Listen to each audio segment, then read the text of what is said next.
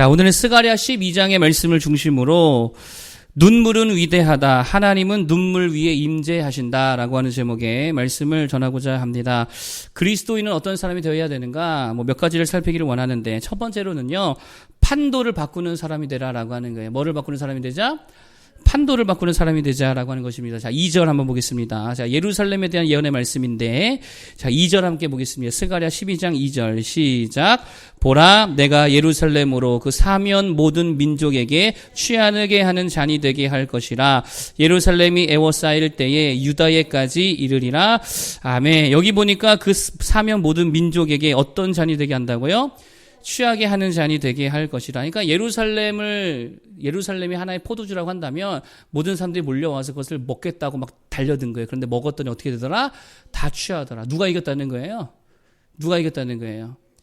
예루살렘이 이겼다는 거죠. 나머지들 그거 먹고 해롱해롱 돼가지고 정신 못 차리더라. 그런 거지요. 무슨 말입니까? 영향을 받는다는 거예요. 영향을 준다는 거예요. 예루살렘이.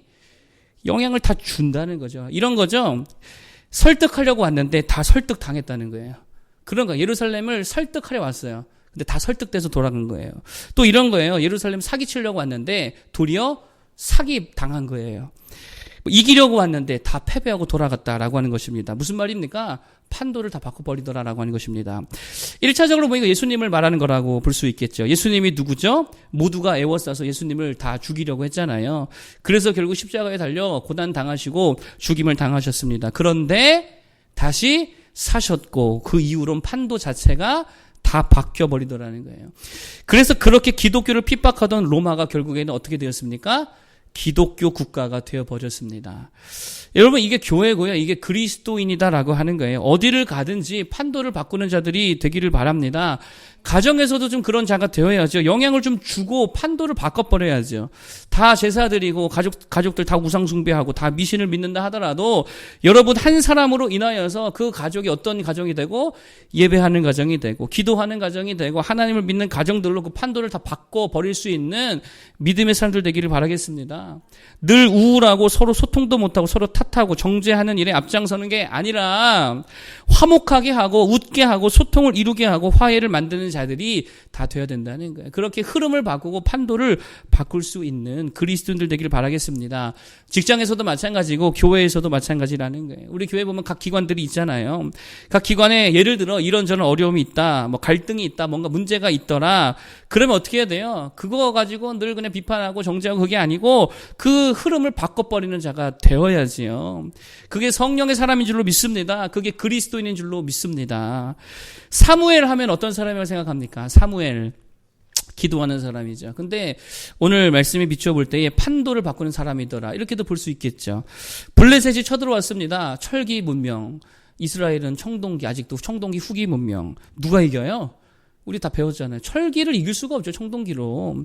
그래서 다 이렇게 생각했습니다. 망했다. 끝났다. 우리 이제 망하게 되었다. 화로다 나여 망하게 되었구나. 꼭 그랬다라고 하는 것입니다. 그때에 사무엘이 어떻게 행동하죠? 야, 다 모여. 무기 다 버리고 그냥 모여. 다 금식하자. 그리고 회개하며 기도하자.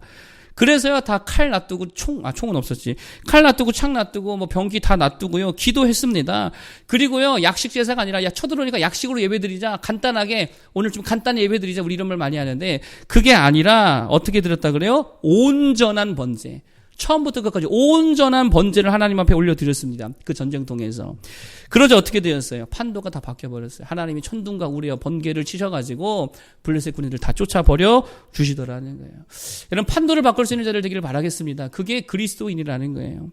2019년 이제 다 끝나가는데 세계에서 최고의 성과를 이룬 세계적인 CEO들 그들을 이렇게 조사를 하고요. 그들에 대한 통계를 이렇게 내렸다라고 하는 거예요. 평균 재임 기간이 무려 15년이나 되었다 그래요. 성공적인 최고의 CEO들만 조사했더니 한 100명을 조사했는 걸로 기억하는데 15년이었다 그래요. 2017년도에 조사했을 때에 비해서 그때는 7점 몇 년이었는데 2배가 껑충 뛰어올랐다라고 합니다. 그런데 이들에게 공통된 점이 있다라고 하는, 그게 뭐냐면은 재임하는 기간 동안에 어떤 성과에 대한 사이클이 있더라는 거예요. 그때 비슷하다라고 하는 거예요. 그래서 그거를 조사해 봤더니 이런 거예요. 부임 첫 해에는요, 엄청난 성과를 다 거뒀대요. 대부분의 CEO들이 부임 첫 해에는 엄청난 성과를 다 거두더라는 거예요. 그래서 왜 그런가 살펴봤더니 이미 자리에 오르기 전에 연구를 다 해놨던 거예요. 이미 열정이 있고 막 넘치고 내 저 자리에 가기만 하면 다 이렇게 뒤바꿔버리겠다, 혁신하겠다, 개혁하겠다. 이미 계획이 있고요. 이미 뭐 조직을 어떻게 운영할 것인지에 대한 모든 것들이 다 갖추어져 있었다라고 하는 게, 고민이 끝났고 계산이 끝난 상태에서 그 자리에 가니까 1년 만에는 엄청난 성과를 거두었다는 거예요. 그런데 거의 대부분의 CEO들이 몇 년 차에? 2년 차 징크스. 2년 차에는 다 슬럼프를 겪더라는 거예요. 거의 대부분이 슬럼프를 겪더라는 거예요. 자, 그런데 아까 성공한 CEO들은 재임을 몇 년 했다고요? 15년을 했다는 것입니다. 다시 말해서 15년까지 CEO로서의 자리를 굳건히 지킨 이 성공한 CEO들의 특징이 뭐냐? 결국은 이 2년차 슬럼프기에 판가름 다 나더라는 거예요.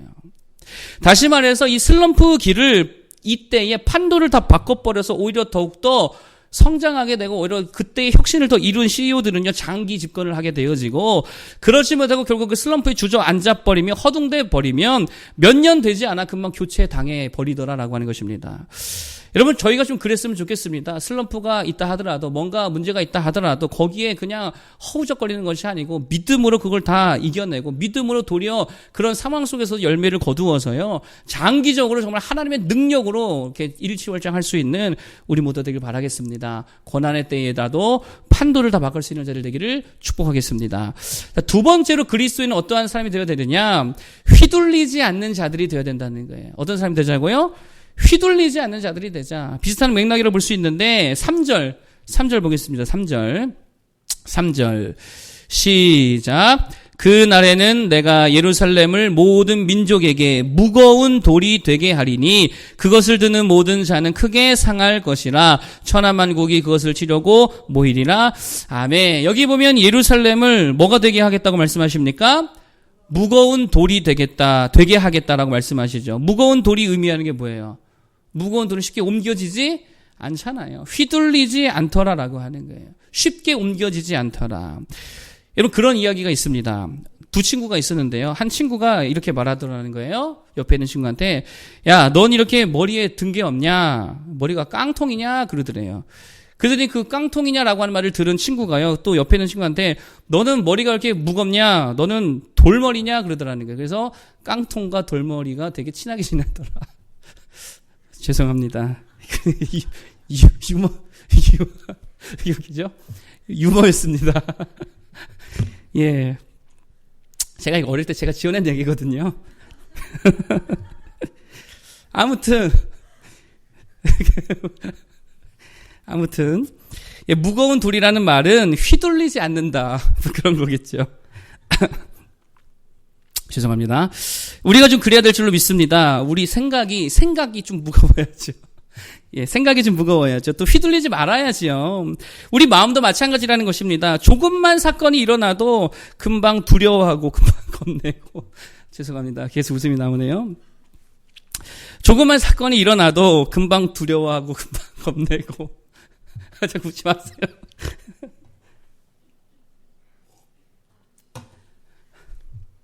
제가 성령이 충만한가 봐요. 오늘 하루 종일 아팠거든요. 그래서 막 골골댔는데 은혜가 임하니까 기쁨이 충만해서 별것도 아닌 걸로 하나님이 웃음을 주시네요. 예. 하여튼 우리가 이렇게 휘둘리지 말아야죠. 우리 생각이 저렇게 굳건해야죠. 조금만 사건이 일어나도 금방 두려워하고 금방 겁내고 막 금방 걱정하는 게 아니라 마음도 좀 무거워야죠. 우리 행실도 마찬가지라는 거예요. 세상과 돈과 사람의 막 그냥 행실이 이리저리 휘둘리는 것이 아니고요. 이렇게 좀 묵직해야 될 줄을 믿습니다.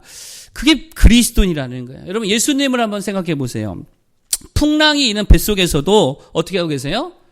주무시고 계세요. 얼마나 묵직하십니까? 왜 그러죠? 그 믿음이 있기 때문에 그렇다라고 하는 게, 그거 별거 아니라는 걸 알고 있다는 것이죠. 여러분, 우리 믿음이 좀 그랬으면 좋겠습니다. 이렇게 묵직해야죠. 여러분, 오뚜기가 묵직합니까? 가볍습니까? 오뚜기. 묵직하지 않아요? 잡으면 묵직하잖아요. 묵직하니까 넘어지면 어떻게 됩니까? 일어나잖아요. 그 무게중심 중심에 묵직한 게 들어있잖아요. 그러니까 넘어지면 일어난다는 거예요. 중심이 무겁다는 것이죠. 여러분, 그게 전체 오뚜기 무게의 절반 이상 되니까 그 무게를 가지고 넘어져도 다시금 균형 잡아 일어나더라는 거예요. 좀 이렇게 한번 생각해 볼까요? 우리의 믿음의 무게를 달아봤을 때에 우리의 믿음의 무게가 몇 킬로가 돼야 될까? 적어도 내 몸무게의 절반 이상은 되어야지 그 믿음의 무게로 그 믿음의 중심으로 넘어져도 일어날 거 아니에요. 믿음 빼고 다 잃어버려도 그 믿음의 절반 이상 되면 다시 일어날 거 아닙니까? 저 같은 경우는 90kg니까 적어도 50kg 정도의 믿음을 갖고 있어야죠. 우리 사모님은 120kg니까 60kg 이상의 믿음을 가져야지. 우리 권사님들은 제가 말하지 않겠습니다. 어쨌든 믿음의 무게가 무거워야 될 줄로 믿습니다. 그래서 그 믿음으로 우리의 무게 중심을 잡아야 될 줄로 믿습니다. 그런데 내 안에 돈에 대한 생각이 무게가 50% 이상이다. 그러면 어떻게 돼요? 돈 뺏기면 어떻게 됩니까? 그럼 휘청거리는 거죠. 그렇잖아요. 막 요동을 하잖아요. 사람을 의지하는 마음이 내 안에 그게 무게의 거의 7, 80%다 그러면 그 사람이 잃어버리면 어떻게 돼요? 그럼 다 흔들려 버리죠. 이런 뭘로 무겁자고요? 믿음으로 무거운 사람들 되기를 축복합니다. 그래서요, 다른 거 다 잃어버려도, 다 뺏겨버려도 그 믿음으로 휘둘리지 않는 사람들이 되어야 될 줄로 믿습니다. 성경에 보면 진짜 가벼운 인물이 한 사람 나옵니다. 그게 누구냐면 야곱의 형 에서입니다. 얼마나 가벼운지 장자의 축복 그 자격, 권세를 뭐 하나에 팔아버려요? 팥죽 한 그릇, 그거 뭐 5,000원도 안 될 만한 팥죽 한 그릇에 팔아버립니다. 얼마나 가볍습니까? 여러분, 그런데 가만히 보면 우리들도 그럴 때 있어요, 없어요? 우리들도 있다는 게 큰 돈도 아닌데 겨우 몇만 원에, 몇십만 원에, 몇백만 원에 믿음 팔아버리고 좀 더 예쁜 여자랑 결혼해보겠다고 거기 따라갔다가 이단에 빠져버리고 신앙 다 팔아버리고 사명 팔고 부르심 팔고 교회 팔고 구원 팔고 하다못해 어떤 사람들이 주일에 공놀이 하겠다고 믿음 다 팔더라는 거예요. 교회 좀 나오세요. 아이 주일날마다 조기 축구가 있어가지고. 여러분 얼마나 가볍습니까? 좀 무거워야 될 줄로 믿습니다. 성경에 보면 하나님을 공경하라라고 하는 표현이 있어요. 이들에게 하나님을 공경함이 어디 있느냐 이런 말이 있거든요. 여기서 공경이라는 말을 원어로 찾아보면요. 원어 그대로 해석하면 그겁니다. 하나님을 무겁게 여기더라. 공경이 뭐라고요? 하나님을 무겁게 여기는 거예요. 그러니까 신앙이 뭐냐?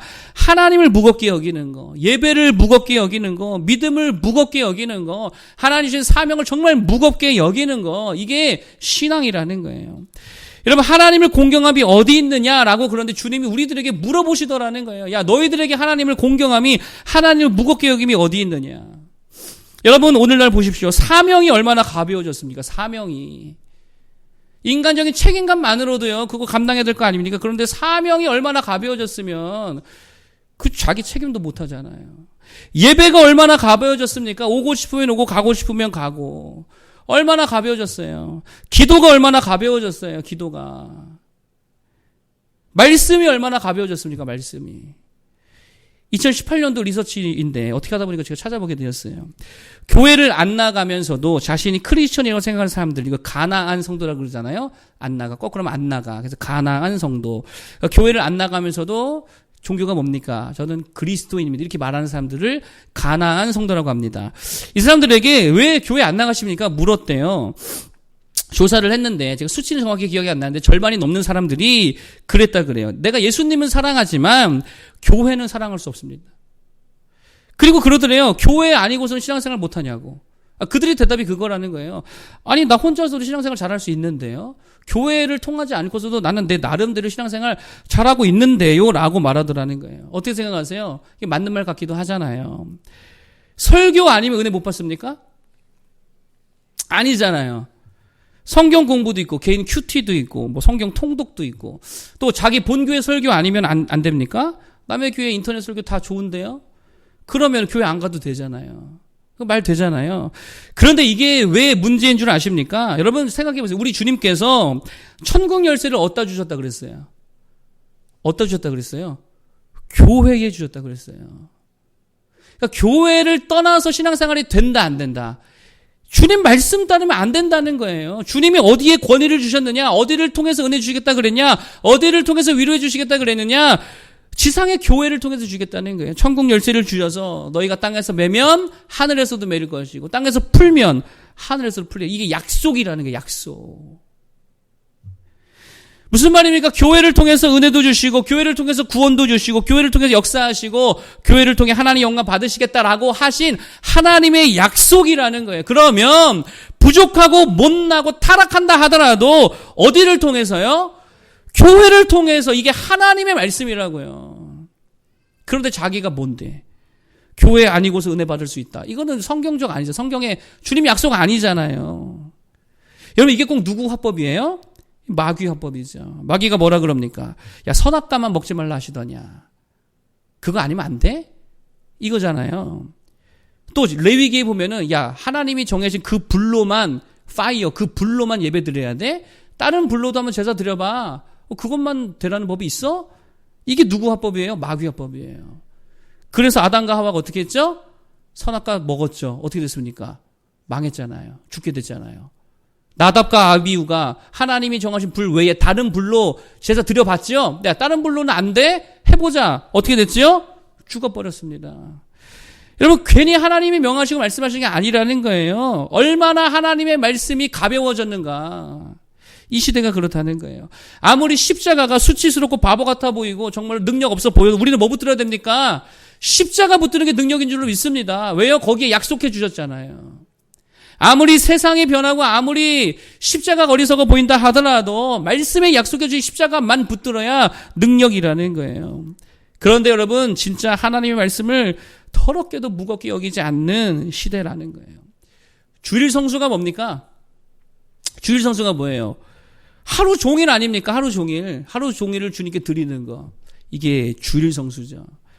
근데 언제부턴가 오전 예배만 드리면 이걸 주일 성수로 인정해 주는 것처럼 돼버렸어요. 여러분 11시 예배, 이거 대예배라 그러죠. 요즘에는 대예배도 신학적인 문제가 있어서 이런 표현 쓰지 말라고 하는데 어쨌든 11시 예배만 드리고 간다. 이거 주일 성수입니까? 아니잖아요. 솔직히 우리 양심적으로 따져봐도 아니잖아요. 하나님 앞에 온 날을 못 드려서 우리가 여전히 부족하지. 그거 아니라는 거예요. 그렇기 때문에 주일만큼은요 예배 드리고 또 성도들 간의 교제도 나누고 형제 자매들과 또 같이 주 안에서 이렇게 교통하는 시간들로 채워가야죠. 전도도 하고 기도도 하고 성경 공부도 하고 그게 온전한 주일 성수인 줄로 믿습니다. 제가 그래서 전도사 시절에는 우리 중고등 학생들에게 그렇게 가르쳤어요. 야, 니네 교회 예배 드리고 밥도 먹으라고 무조건. 그것도 사역이라고. 그거 주일 성수 하나라고. 니네가 언제 형제 자매들과 주 안에서 밥 먹을 시간이 교제할 시간이 있느냐고. 주일만큼은 주일 성수 그렇게 하는 거라고. 여러분 온전한 주일 성수 드릴 수 있기를 바랍니다. 그게 왜 그래요? 하나님께서 주일을 거룩하게 지키라고 말씀해 주셨잖아요. 가볍게 여기지 말자는 거예요. 제 말의 요지가 그겁니다. 말씀을 좀 무겁게 여기자는 거예요. 하나님을 무겁게 여기자는 거예요. 그래서 정말 깡통되지 말고 차라리 돌머리라도 되어서 묵직한 휘둘리지 아니하는 우리 신앙인들 다 될 수 있기를 축복합니다. 묵직한 자들 되길 바라겠습니다. 마지막 세 번째 토픽입니다. 그러면 이렇게 판도를 바꾸고 휘둘리지 않는 힘이 어디에 있느냐라고 하는 거예요. 자, 5절만 볼까요? 5절. 자, 5절을 보겠습니다. 5절의 말씀 시작. 유다의 우두머리들이 마음속에 이르기를 예루살렘 주민이 그들의 하나님 만군의 여호와로 말미암아 힘을 얻었다 할지라. 아멘. 누구로 말미암아? 하나님으로 말미암아 이런 힘이 우리에게 공급되는 줄로 믿습니다. 힘은 하나님께로 오는데 그러면 우리가 할 거는 뭘까라고 하는 거예요. 자, 10절부터 14절까지인데요. 우리 10절만 대표적으로 읽어보겠습니다. 10절 우리가 할 게 뭐냐 시작. 내가 다윗의 집과 예루살렘 주민에게 은총과 간구하는 심령을 부어주리니 그들이 그 찌른 바 그를 바라보고 그를 위하여 애통하기를 독자를 위하여 애통하듯 하며 그를 위하여 통곡하기를 장자를 위하여 통곡하듯 하리로다. 아멘. 뭐 하라는 거예요? 애통하라는 거예요. 애통하라는 거예요. 누구를 바라보고? 그들이 그 찌른 바 그를 바라보고. 누구를 말하는 거예요? 예수님의 십자가 말하는 거잖아요. 그러니까 예수 그리스도의 십자가 바라보면서 뭐 해라? 애통해라라고 하는 거예요. 그럴 때 하나님의 크신 능력과 영광이 임하게 된다는 거예요.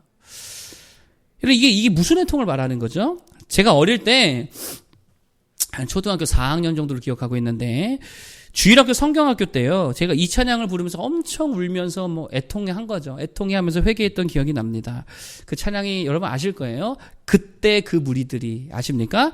그때 그 무리들이 예수님 못 박았네. 녹슨 세계의 그 못으로 망치 소리 내 맘을 울리면서 들렸네. 그 피로 내 죄 씻겼네. 그 피로 내 뭐가 씻겼다고요? 내 죄가 시켰다. 여러분, 그러니까 예수 십자가 바라보면서 흘리는 눈물, 그 애통이 뭐라는 거예요? 나의 죄로 인한 애통함을 말하는 것이죠. 그러니까 여기서 말하는 애통은 다른 애통은 아닙니다. 나의 죄로 인해 하나님과 멀어진 것에 대한 애통함이라는 거예요. 이 애통이 있는 자에게 힘이 되어주시고 능력이 되어주시고 위로가 되어주시고 감당케 하여 주시고 판도를 바꾸는 은혜와 능력을 부어주신다는 거예요. 누구에게요? 죄로 인해서 애통하는 자들에게 부어주신다는 거예요. 그럼 뭐가 우리의 힘입니까? 하나님 앞에 애통함이, 그 눈물이 우리의 힘인 줄로 믿습니다. 회개가 우리의 힘인 줄로 믿습니다. 12절에서 14절, 나머지도 한번 쭉 보겠습니다. 12절에서 14절 한번 볼까요? 시작. 온 땅 각 족속이 따로 애통하되 다윗의 족속이 따로 하고 그들의 아내들이 따로 하며 나단의 족속이 따로 하고 그들의 아내들이 따로 하며 레위의 족속이 따로 하고 그들의 아내들이 따로 하며 시므이의 족속이 따로 하고 그들의 아내들이 따로 하며 모든 남은 족속도 각기 따로 하고 그들의 아내들이 따로 하리라. 아멘. 애통을 하긴 하는데 어떻게 한다고요? 따로 한다는 거예요. 왜 따로 이렇게 따로를 강조하고 있을까요? 이게 무슨 애통을 말하는 거죠? 따로의 애통. 각자의 애통이죠. 각자의 애통이에요. 여러분, 엄마가 울면 딸들은요, 어린 딸들은 어떻게 해요? 따라 울잖아요. 근데 그게 아니라는 거예요. 따라 하는 게 아니고 따로 하는 애통이라는 거예요. 애기들은 어때요? 한 아이가 울면 어떻게 울죠? 줄줄이 다 울잖아요. 근데 왜 울어? 그럼 지들이 왜 운지도 모르잖아요. 그런 애통을 말하는 게 아니에요. 각자가 하나님과 1대1의 관계 속에서 자신의 죄로 인하여서, 우리의 죄가 아니라 나의 죄로 인하여서 애통해야 하는 애통을 말하는 거예요. 여러분, 부흥이 일어났었습니다. 그 부흥이 뭡니까? 분위기에 취해서 일어난 게 아니라는 거예요. 한 사람이 우니까 덩달아 다 따라 울던 식의 부흥이 아니라는 거예요. 다 따로따로, 다 각자가 하나님 앞에 통곡하며 회개하며 엎드려진 사건이 부흥 운동이었습니다. 그래서 어떤 사람은요, 돈 떼먹고 갚지 않은 거 가지고 회개를 하고요. 어떤 사람은 내가 술 취해 호랑방탕한 삶을 살았습니다. 이거 갖고 회개하고요. 어떤 사람은 가족들을 내가 잘 돌보지 않았으면 이거 갖고 회개하고요. 어떤 사람은 선교사님을 미워했습니다. 목사님을 정죄했습니다. 어떤 선교사님은 내가 조선 사람들을 정죄했습니다. 각자가 주신 마음을 따라서, 성령이 부어주시는 마음을 따라서 각자의 회개함과 애통함으로 주님 앞에 나아갔을 때에 그게 부흥이 되었다라고 하는 거예요. 여러분, 오늘날 많은 그리스도인의 가장 큰 문제가 뭡니까? 자기 회개가 없어요. 남들 회개는 엄청 잘하죠? 남들 죄는 기가 막히게 발견해가지고요. 어떻게 이렇게 잘 정죄하고 비판하는지. 근데 자기 죄에 대한 각자의 하나님 앞에서의 단독적인 이 회개함이 없다는 거예요. 눈물이 메말라 버렸습니다. 여러분, 언제 울어봤어요? 회개하면서. 힘들어서 말고, 드라마 보면서 말고, 아파서 말고, 주사 맞을 때 말고, 언제 진짜 회개하면서 눈물 흘려봤느냐라고 하는 거예요. 눈물을 잃어버렸습니다. 전에도 언젠가 말씀드렸는데, 하나님이 우리에게 눈을 주신 목적이 뭐라 그래요? 보라고 주셨어요? 아니래요. 한 시각 장애인께서 이렇게 말씀하셨어요. 자기 눈은 아무것도 보지 못한대요. 근데 한 가지 기능이 있대요. 그게 뭐냐? 눈물이 나온대요. 보세요. 그러면 눈을 왜 주신 거예요? 보라고 주신 거예요? 울라고 주신 거예요? 울라고 주신 거잖아요. 그런데 우리의 눈이요, 눈물을 잃어버렸습니다. 애통을 잃어버렸습니다. 요즘 TV 보니까 나라를 잃었다고 우는 사람들 많더라고요. 나라가 망했다 이러면서 울더라고요. 애통해 하더라고요. 돈만 잃어버려도 부도만 나도 울어요, 안 울어요? 울잖아요. 불치병에 걸린 사람도 울어요, 안 울어요? 울잖아요. 나 죽게 됐다고. 근데 우리가 하나님 앞에 범죄하고도 이렇게 부족한 삶을 살면서도 애통이 없다, 회개가 없다, 눈물이 없다. 이 문제라는 것이죠. 여러분, 하나님의 임재는요, 눈물 위에 내리는 줄로 믿습니다. 좀 애통하기 바랍니다. 더 충성하지 못한 거 생각해 보세요. 더 충성하지 못하고 주님 주신 힘 가지고 재물 가지고 주신 게 참 많은데 이것 가지고 고작 하고 있는 게 지금 이 모양 이 꼴로 살고 있는 것밖에 못한다니 이게 얼마나 하나님의 애통할 일입니까? 더 드리지 못한 거 얼마나 애통할 일입니까? 더 예배하지 못한 것, 더 용서하지 못한 것, 더 기도하지 못한 것, 더 사랑을 베풀지 못한 거. 이 각자가 자신의 삶 가운데에 애통할 문제이지요. 좀 애통하면서 하나님 앞에 나아갈 수 있는 모두가 되길 바라겠습니다. 그 애통이 진짜 우리의 능력이 되는 줄로 믿습니다. 보는 거 적당히 하고 더러운 거 세상 더러운 걸 그만 보고 그냥 눈 감고 하나님 앞에 좀 애통에 울 수 있는 모두가 되기를 바라겠습니다. 자, 오늘 그리스도는 어떻게 살아야 되는가 세 가지를 말씀드렸어요. 첫 번째는 판도를 바꾸는 사람들이 되자. 환경, 문제, 고난, 위기에 함몰되지 말고 그 판을 다 뒤집어 엎고 그 흐름을 역행할 수 있는 판도를 바꾸는 믿음의 위대한 사람들 되기를 축복합니다. 두 번째, 세상과 사람에 휘둘리지 않는 사람이 되자. 믿음이 무거워야 될 줄로 믿습니다. 우리의 중심, 믿음으로 자리 잡아서 정말 그 믿음 가지고 살아갈 수 있고 말씀을 무겁게 여기고 하나님을 무겁게 여길 수 있는 사람들 되기를 바라겠고, 세 번째, 그것을 위해서 우리에게 필요한 게 뭐냐? 애통함이 필요하고 눈물이 필요하다 그랬죠. 회개가 필요하고 뭐 하라고 주셨다고? 눈은요? 울라고 주셨다. 보는 거는 좀 적당히 줄이고 좀 더 울 수 있기를 바라겠습니다. 그 눈물 위에, 그 눈물 아래에 하나님의 놀라운 임재가 있게 될 줄로 믿습니다. 우리 복음성가 찬양 33장